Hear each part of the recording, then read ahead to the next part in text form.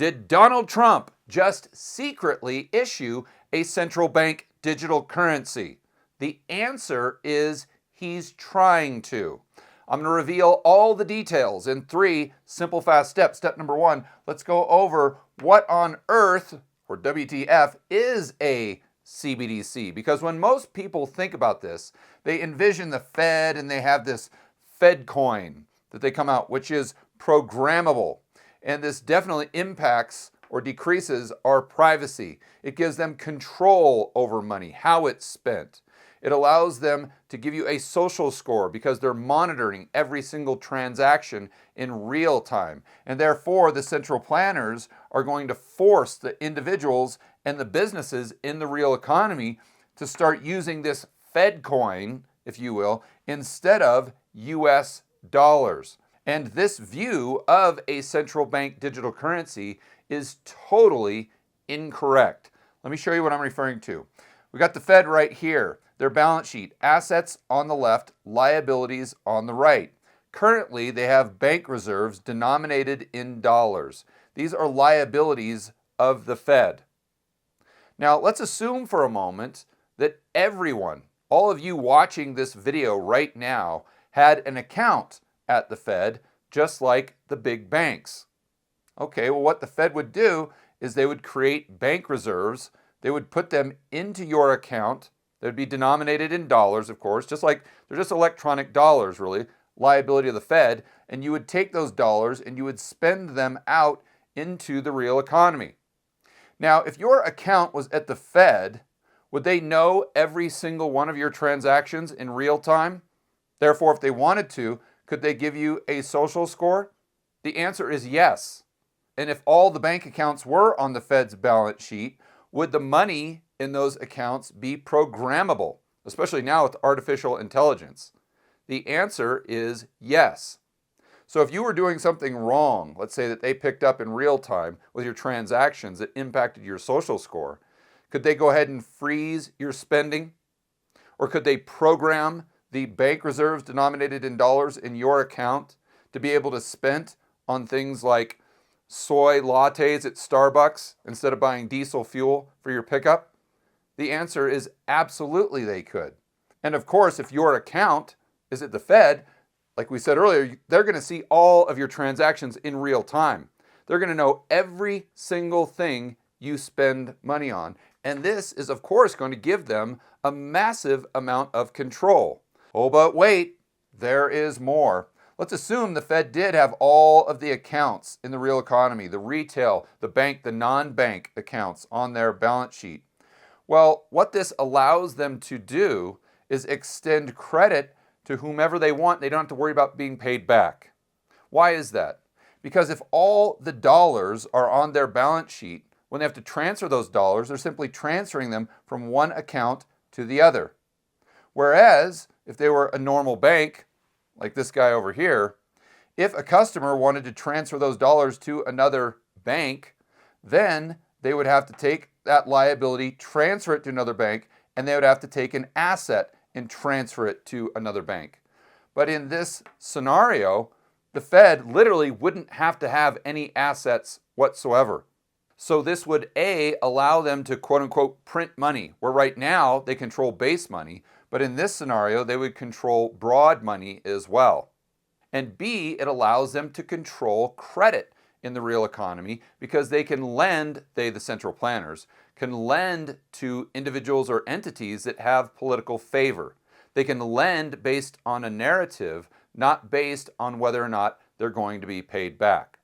So the main takeaway for step number 1 is regardless of what you want to call this dollar-denominated liability on the Fed's balance sheet, you can call it a bank reserve, you can call it a dollar, you can call it money. At the end of the day, it's really a central bank digital currency. Step number 2.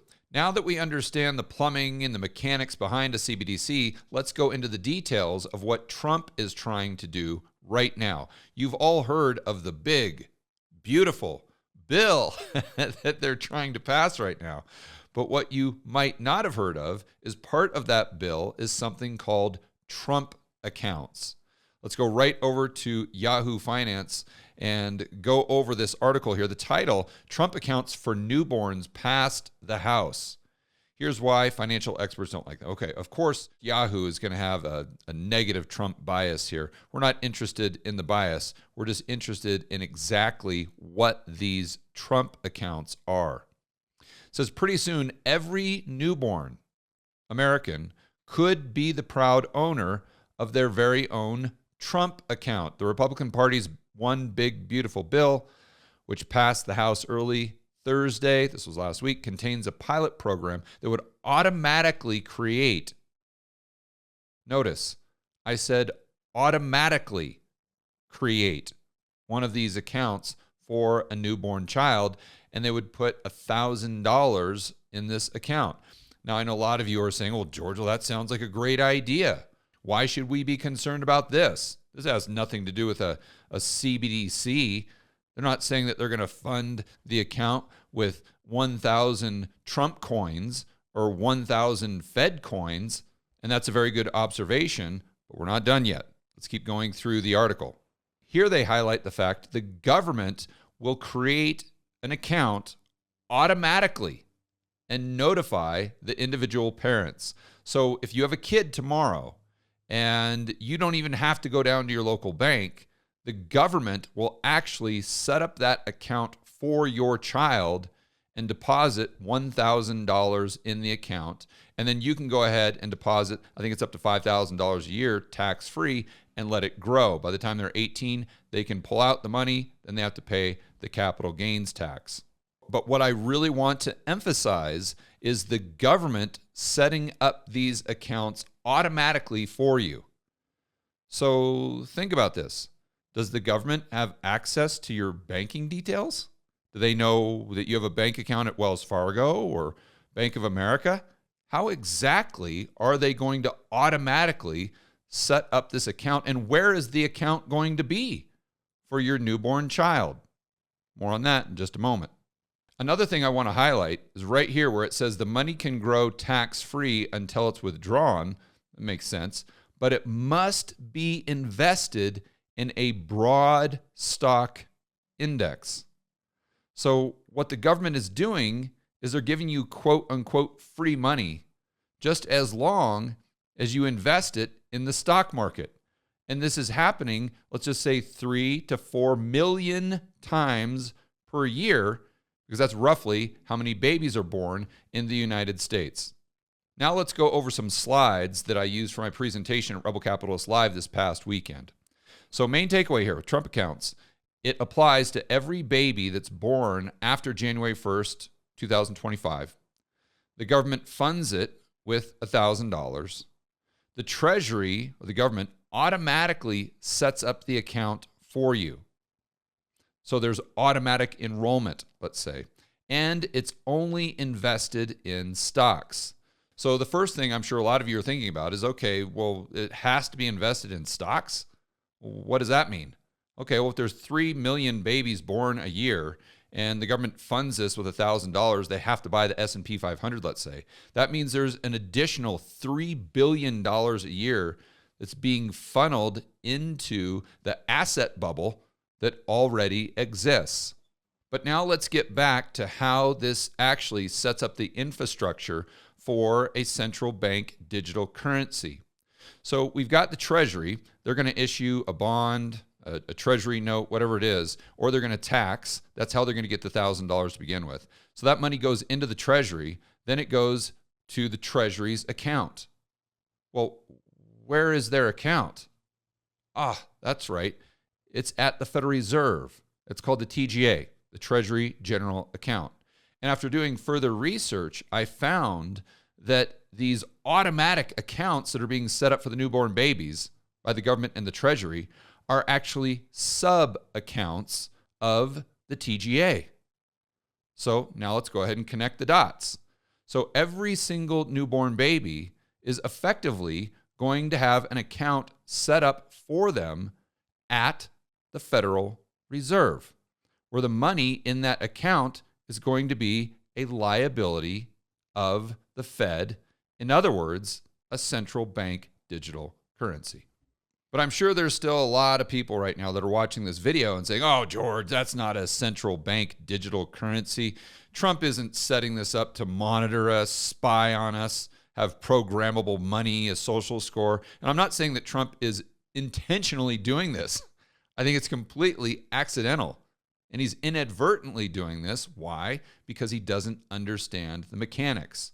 But let's just assume for a moment your position is even if all these newborn babies and non-bank entities in the real economy have accounts at the Federal Reserve, it still doesn't give them the control that a central bank digital currency would give the central planners. Let's go back in time to communist Russia. Now, back in communist Russia, they had one bank. It was called Gazbank. So the system they set up was a system that's referred to as a single-tier banking system. In other words, all the local banks are just extensions of the central bank. There's only one balance sheet. There's only one ledger. So the technical definition here is a single-tier banking system is a policy framework under which all credit institutions coexist without distinction about the quality of their liabilities. Exactly what we were talking about in step number 1. Or in other words, there is no distinction between central bank money and broad money. And quick FYI, it says this setting is generally associated with communist economies. So now let's go into how the Soviet state actually used Gazbank. The Soviet state used the state bank primarily as a tool to impose centralized control upon industry in general. Starts to sound like a CBDC, doesn't it? Using bank balances and transaction histories to monitor the activity of individual concerns and their compliance. The state bank never acted as a commercial bank, aiming at profit, but purely as an instrument of government policy. Instead of independently and impartially assessing the credit worthiness of a borrower, Gazbank would provide loan funds to individuals, groups, and industries as directed by the central government. So as most of you can tell, a CBDC really isn't anything new. They had it in communist Russia. But was it called Fed coin? Was it called Soviet coin? No, of course not. Why were they able to achieve all these things that a modern day central bank digital currency would achieve?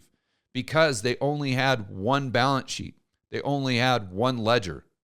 In other words, all of the accounts for individuals and entities in the economy was on Gazbank's balance sheet. This is what gave them the power, the control to implement what is basically a social score, to control people, to monitor them, to intrude on their privacy, and to extend loans based on narrative, not based on credit worthiness. And like I said earlier, regardless of Trump's intention, and let me be very clear, I do not think his intention is to do this. I think it's inadvertent and accidental. But if we have all of these non-bank entities in the real economy that now have accounts with the Fed, even if it isn't called Fed coin, or even if it isn't called a CBDC, it's still a CBDC. Step number 3. So here is what you have to know. This is not a central bank digital currency. It's not a currency unit that is going to be competing with the United States dollar. This is a central bank digital currency, which would lead to all of these things that we don't want. So the solution here is actually very simple. In terms of money, we want more decentralization. We don't want more centralization.